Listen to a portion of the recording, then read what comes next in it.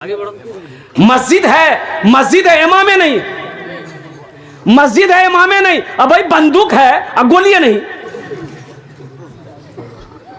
फिर क्या फायदा बंदूक रखे? भाई मस्जिद है इमाम नहीं है, और जिस मस्जिद में इमाम है उसकी कदर नहीं, उसकी इज्जत नहीं। बताइए 5,000 6,000 रुपया महीना, बाप रे बाप। क्या आपके घर का खर्च 5-6 हजार 7 हजार में आपका घर का खर्च हो जाएगा? भाई आपका खर्च पूरा हो जाएगा?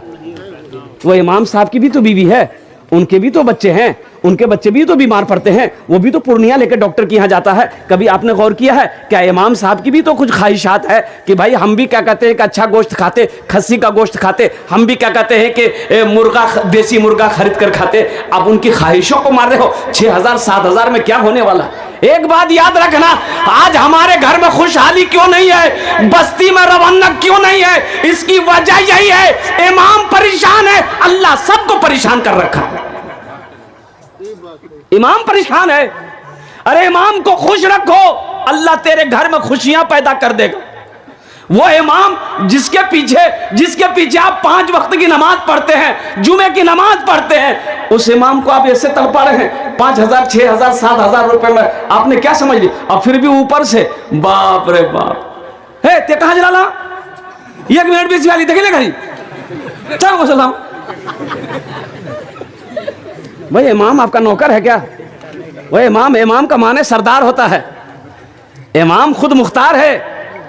और कुर्बान जाओ मेरे भाइयों, उसके पीछे नमाज पढ़ते हो और वो इसी इमाम की गीबत करते हो। और जैसे ही मस्जिद से निकलेगा, मैं भी तो 18 साल से इमामत करता हूँ, मस्जिद से निकलेगा नमाज पढ़ के चाय की दुकान में बैठ जाएगा। ये इमाम छे नहीं, बहुत पहुँचलो छी, नीचू नहीं देखे छी, बहुत जमीन तह तक देखी छी। बोला बात सही गलत बोला? अच्छा इमाम साहब अगर इधर उधर देखेंगे, रास्ता चलेगा तो आदमी इधर उधर देखिए ना करेगा। भाई अभी नजर है ना तो आदमी कहीं देखे या देखा फालतू इमाम जी खाली झाके। अच्छा देखिएगा, ऐशा की नमाज में अगर इमाम साहब ने अम्मा यतसालून पढ़ दिया, अम्मा यतसालून अनिन नबइल अज़ीम अल्लज़ी हुम फी मुख्तलिफून कल्ला सयअलमून सुम्मा कल्ला सयअलमून, अगर पूरी सूरत पढ़ दी, वाह, सलाम के बाद ते तो कोई काम छोड़ने दिन भर खाई जा मस्जिद में सुते जा खेता से खटी गलान हमरा इतना बड़का सूरत पढ़ क्यों जरूरत? इमाम साहब बोलेगा अच्छा ठीक है गुस्सा मत, कल से छोटा सा। अच्छा कल से कुल अल्लाह वहद पढ़ दिया इमाम साहब ने, लो फालतू इमाम जी, कुरान याद नहीं जी, खाली कुल ले पढ़े जी। छोटी पढ़ो तो मुसीबत, बड़ी पढ़ो तो मुसीबत, नीचे देखो तो मुसीबत, ऊपर देखो तो मुसीबत। ये इमाम जाए तो कहाँ जाए?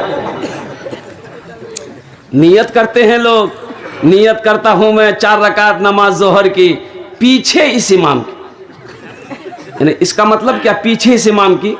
तो बहुत गौर करने के बाद हमने सोचा कि पीछे इस इमाम की, यानी इकरो मतलब ये कि इमामों पीछू पड़ी जा, यानी इमाम चैन लेने में था। इमाम साहब ने मस्जिद के बगल में एक वो बेचारे थे,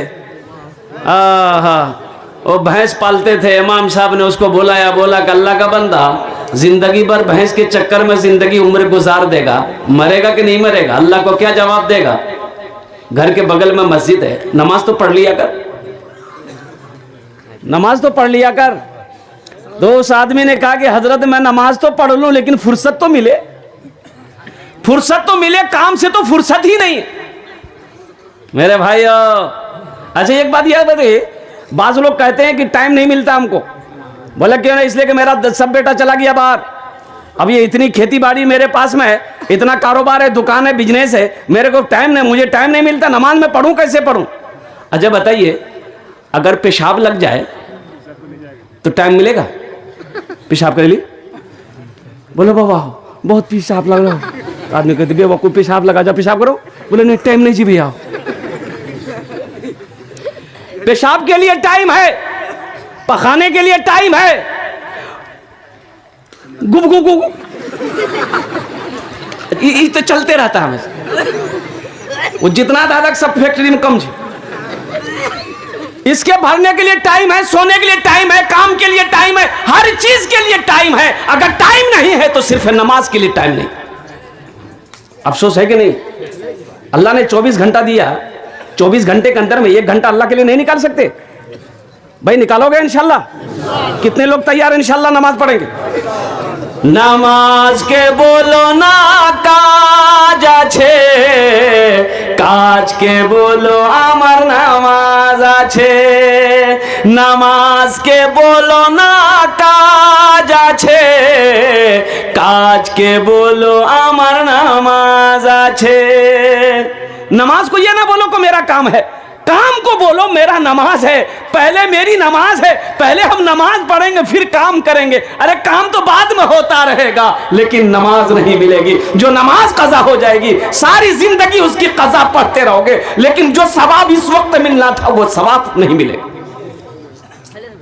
तो इमाम साहब ने उस आदमी को समझा, अल्लाह का बंदा नमाज पढ़िए, भैंस के चक्कर में पूरी जिंदगी गुजार देगा, नमाज पढ़। तो बोले मौलवी साहब नमाज तो पढ़ो हो, लेकिन कुछ फायदा है तो नहीं हो। बोला फायदा होगा, नमाज पढ़ोगे ना ये तेरी भैंस जो है ना दूध ज्यादा देगी। बोला है हाँ पढ़ो। बोला कल फजर से तैयार रहिए, हम मस्जिद सब पहले हुआ, नहा धो के मस्जिद 4 बजे पहुंच गया। 5 बजे अजान हुई, नमाज पढ़ा मस्जिद में और नमाज पढ़ के घर गया। आई तफाकन कही वो जब घर पहुंचा तो एक भैंस मर गई। बोला हो देखो आखनिया नमाज शुरू कर लगने भैंस मरी गई। दौड़ा दौड़ा भागा आया इमाम साहब पास। बोला इमाम साहब गजब हो गया। बोला क्या हुआ? बोला देखिए अब ये फजर पढ़ के गए ना, वो भैंस एक मर गई। तो इमाम साहब ने कहा कि अल्लाह तुम्हें आजमा रहा है, सब्र कर, अल्लाह आजमा रहा है। बोला कोई चिंता नहीं, हम सब्र करते हैं। और जोहर की नमाज बड़ा डर डर के